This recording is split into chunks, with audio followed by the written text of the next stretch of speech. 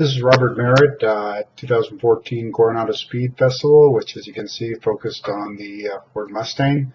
We had a ton of them here.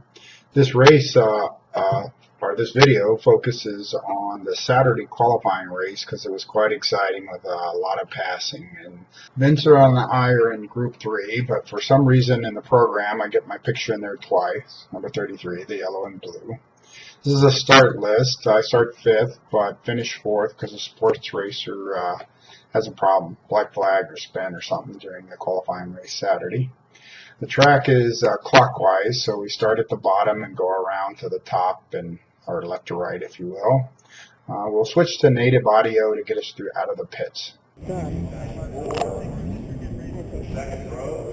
Back out of the way. Love, sweetheart. Be safe.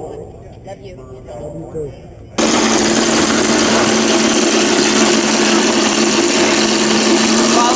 Qualifying race on Saturday afternoon.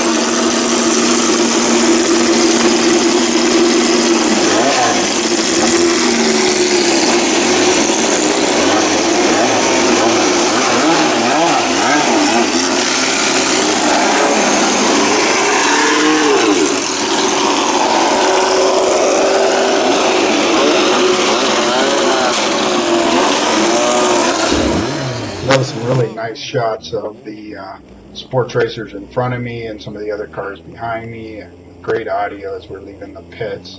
These next two clips are going down the front straight as we leave the grid.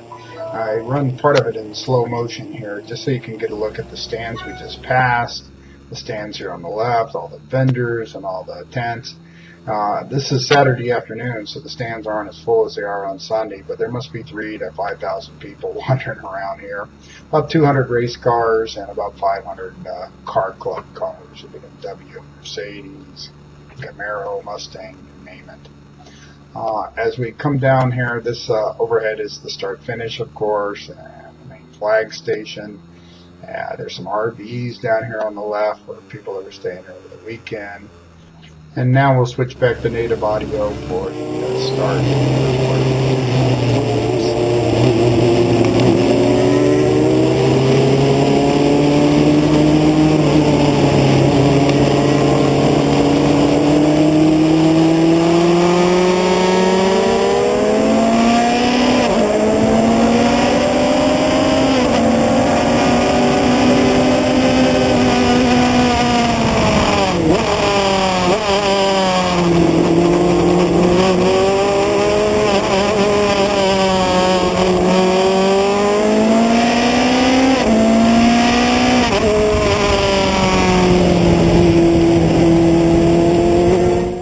So as you can see, good clean start. The Formula 5000 car next to me, driven by Jim, 500 horsepower, and he got up ahead of me actually, but in tight turn 1 and 2 I was able to get back in front of him and basically block him out for turn 2. So the start of the race is off. I'm staying pretty close to the sports racers in front of me, in fact closer than I expected, and looking forward to a pretty good race.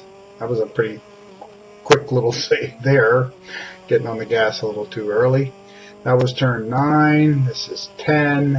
Sweep to the left and then back on through turn 11 onto the front.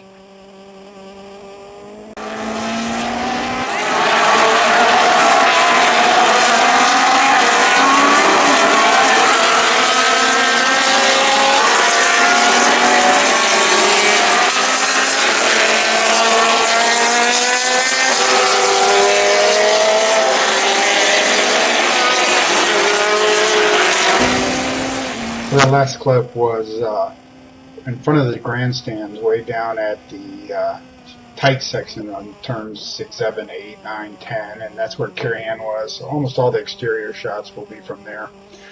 This is the beginning of the second lap, and I think I'm in pretty good shape here. And am actually, with the 5,000 behind me, but I'm expecting him to put a pass on me pretty soon. I think I'm going to switch back to native audio here for this next clip.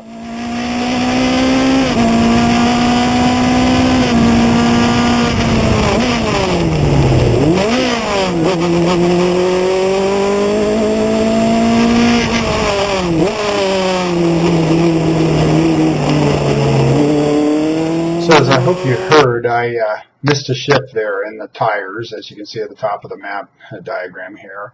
And that doesn't sound like much, but it let Jim get right behind me.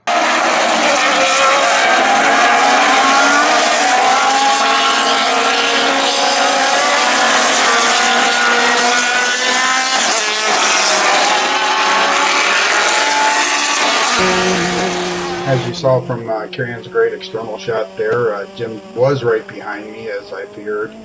And I'm sort of expecting him to pass me here, but my hopes are getting up that he's not going to until right there. And he goes flying by. And as you notice, he gets way wide there, which his car really requires. I probably should be out there, but with the high downforce I have, I can kind of get away with a little tighter line here sometime. And so now, for the next 4 laps, you'll see mostly external shots of me chasing Jim, but more than that, you'll see what you can't see here, and that is me defending from behind for Bill in a Formula Atlantic right behind me there. So as you can see, that tight line after Jim passed me was probably necessary to keep Bill behind me. Lap 4, the rest of lap 3, lap 4, lap 5, lap 6, lap 7, the stands are going crazy because going down the front straight, which we can't show you unfortunately, Bill was almost getting up beside me, and I basically was just out braking him into turn 1. And oddly enough, we were catching up with Jim this whole time. Usually when you're having a battle like you can see here, it slows you down a bit, but I think Jim's tires were going off with all the big traction events he gets out of those corners, putting all that 500 horsepower down. So pretty soon, lap 7 here, we'll be closing in on Jim.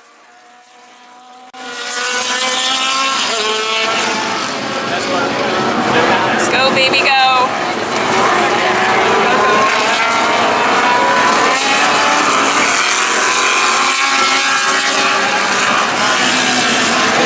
You just heard Carrie-Ann urging me on. Thanks, honey. And as you can see in this clip, as we go through the tires, we're really catching Jim here. And I make a nice little squirt pass right inside of him right here. And we'll switch to the inside view of that here as well. And here we go. And so coming up through the tires, I don't know if he missed a shift or just got in too deep, but he got really slow there. And so this is the first pass I make on Jim down here in turn 6, 7. Nice and clean. Jim was a very clean racer. He was giving me room there, as you can see. He kind of thought I might be coming in up on him. I'll show you a view of the track map just to orientate you again here. Look to the right side of the map right here, and you can see that's where I passed him in turn 7. I'm sort of expecting to pass him again on the front straight here, but as you'll see, that's not quite what happens. I'm a little surprised that I don't see him coming by, but running a good lap here on lap 8 and just keep going. But it actually crosses my mind right here that Jim could power out of this corner and pass me, but nah, he won't do that. But he does. He takes a real straight line and kind of does his own little blocking pass. I try to over-under him here, as you can see, but don't have anywhere to go. He's inside.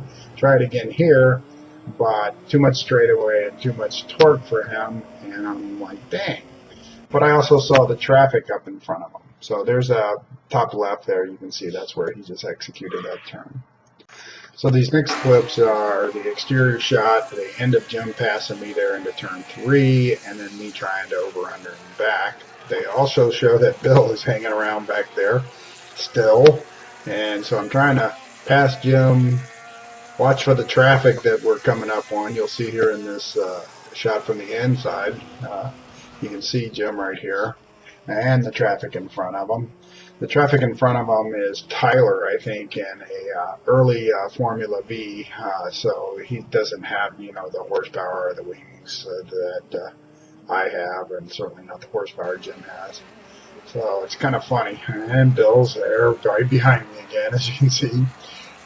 What's pretty funny here is the Formula V Tyler does exactly what he should here as we come out of turns That was 9. This is 10 and 11 onto the front straight.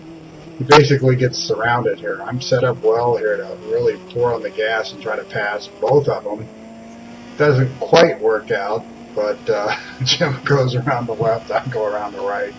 Formula Vee goes right, they hold his line. So now we're into lap 9. I'm very close to Jim though, and we're getting out of that fast section. If I can hold close to him here through turn 3 and turn 4, then I might have another shot at him down into turn 9. Oops, little wiggle there because I'm carrying too much speed through there. But all in all, in pretty good position here. So I do a nice line out of there. Jim's a little wide, deep, so that helps me stay close. But as you can see, he's not as far away as the look, but he pulls away pretty hard. I think this is lap 9. I think I'll be passing him here for the second time going down in here. Yeah, nice clean little pass. And again, thank you, Jim, for nice clean racing there.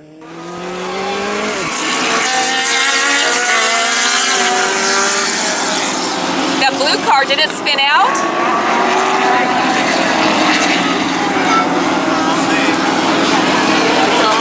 What?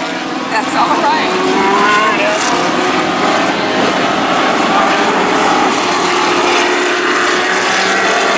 As you heard from Carrie Ann and maybe noticed from the video, the light blue Formula Atlantic bill was missing.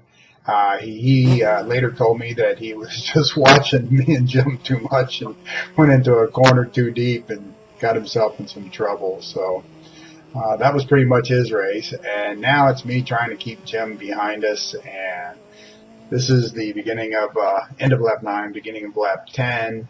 I think it's going to be pretty uneventful, but we've got a cone up here in the way. That's messing up Jim more than me, as I mentioned earlier about he really needs that wide entry to keep his speed up. So we got a cone to deal with on lap 10. I think, though, that's kind of going to be the end of the race and no more excitement. But as you'll see when we come down here into the tires, there is a car, early Formula Vee. I can't quite tell who it is. I don't think it might have been Alan and a Lola, but he went in too deep or was watching his mirrors or something. He leaves some skid marks. I swear I saw the tires hop, but as it turns out, the car's okay, and he didn't do any real damage. He kind of barely nudged up against the tires, as you can see there in that still. So this is the end of lap 10. We'll start lap 11.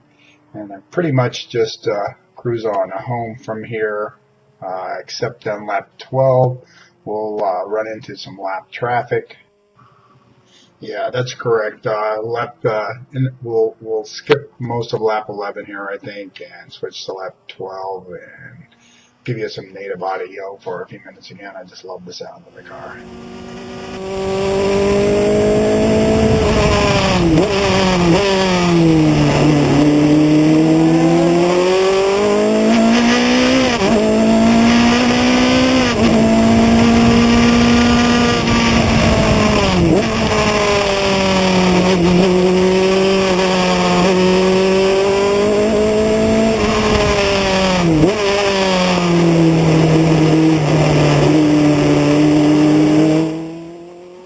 So I went ahead and skipped most of lap 11, and now we're at the end of lap 12, starting 13, and you can see number 51, Joe DiLoretto here. He's in a Lola T290, a 1.6 liter sports racer. It's pretty strong down the front straight here. You can't really tell. He's pretty much right beside me, but it's fairly easy for me to outbrake him here into turn 1. I'm trying to give him a little more room than usual too because of that cone that's over there in the way. But no problem passing them and continuing on. And this is the end of the race here, end of lap 13, I think. Probably won't be able to see the checkered flag too well, but I think that's what we'll get right here coming onto the front straight. Fastest lap of the weekend was a 107 flat. I did that Saturday morning, but could never quite duplicate it Saturday afternoon or Sunday, so I'm going to be studying the video and put that lap up here later on. And by put that lap up, I mean I'll shoot the full lap from inside the car and with the data and everything, and I'll post it online here so I can study it and others if they want to. This is just the race over. Lap counter stopped, as you can see there, and I'm just cruising into the pits. Thank you to the corner workers as always. They take care of us. Honey, that has to come down. Okay. Good job, dear. As you heard, my very helpful wife is telling me the ramp has to come down for the car to go in. I kind of know that. This is my timesheet for the Saturday afternoon race. I did have a virtual lap of 107.7, but still nothing close to that 107. Thanks, Bob. Thanks, Cody, as always. Great team. Great preparation of my car. I can't say thanks enough to Vince's wife, Sue, and the whole crew for taking such good care of us. We have a blast at this Coronado race. You should come out. Next year, we plan on being there.